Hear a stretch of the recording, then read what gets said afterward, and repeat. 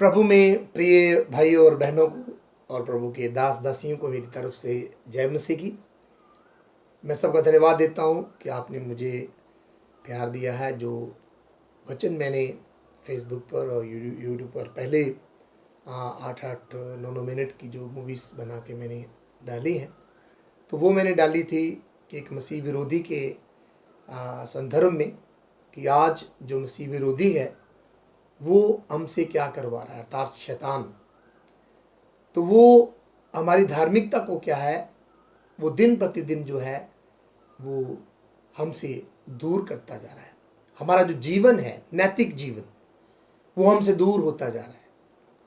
तो मेरी जो ये बड़ा ध्यान देने पूर्वक बातें हैं कि हम अपने आप को परमेश्वर की धार्मिकता की ओर लेके चलें।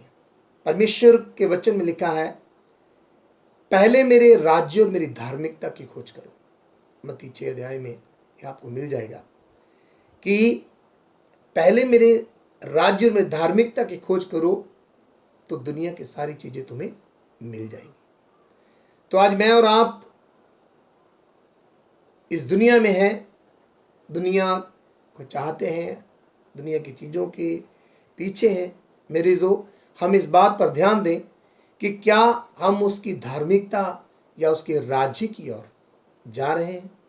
तो उसकी धार्मिकता प्रभु यीशु है। हमने यीशु को पा लिया है, हम यीशु को ग्रहण कर चुके हैं, यीशु को अपना उद्धारकर्ता स्वरूप मान चुके हैं। हम सोचते हैं, हम ये मानते हैं कि हम स्वर्ग राज्य के लिए तैयार हो गए हैं, हम जा रहे हैं। तो मेरे जो हम जा तो रहे हैं, लेकिन क्या हम धार्मिकता जो यीशु मसीह की है, अच्छा आचरण, उसके अच्छे कार्य, क्या वो कार्य जो उनमें हैं हम में पाए जा रहे हैं। तो मैंने उस पर ध्यान दिया था कि अपनी नैतिकता पर ध्यान दीजिए। आज मुझसे और आपसे सबसे परमेश्वर एक धार्मिक जो नैतिकता है वो हमसे चाहते हैं। तो मैं उस पर बोल रहा था। तो मेरी जो आज हमारी धार्मिकता का जो स्तर है, नैतिकता का स्तर है, वो गिरता जा रहा है। तो किसी ने मुझे फ़ोन करके कहा कि कैसे हम इसको बरकरार रख सकते हैं। तो मेरी जो ये कोई जादू नहीं है, ये कोई ऐसा कोई सुपर नेचुरल चीज़ें नहीं है कि हम एकदम से अपने आप से बदल जाएंगे।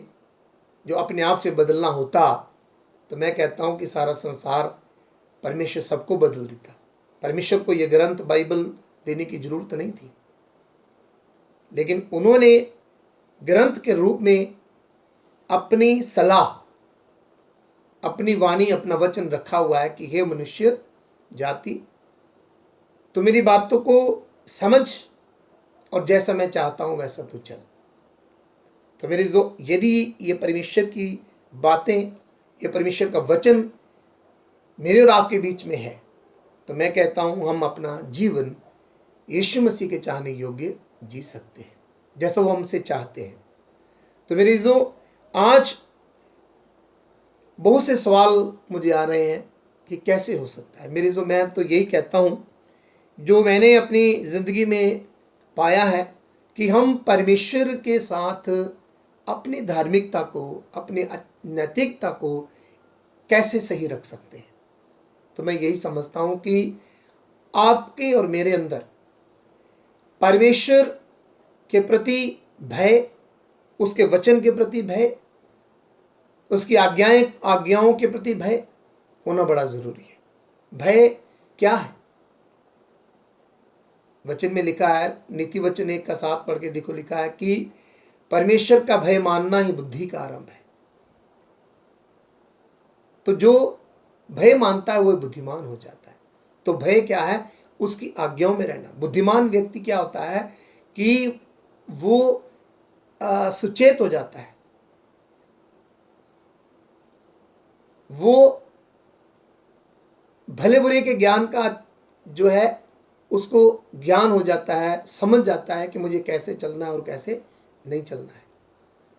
तो बहुत सारी बातें जो हैं वो मिलाकर बाइबल में हम इन चीज़ों को देखते हैं कि हम अपने जीवन को कैसे सिद्ध रख सकते हैं, कैसे हम नैतिकता के प्रति सही रह सकते हैं, कैसे हमारी धार्मिकता सही रह सकती है। तो प्रभु की विधियों के अनुसार, उसके नियमों के अनुसार उसने कहा है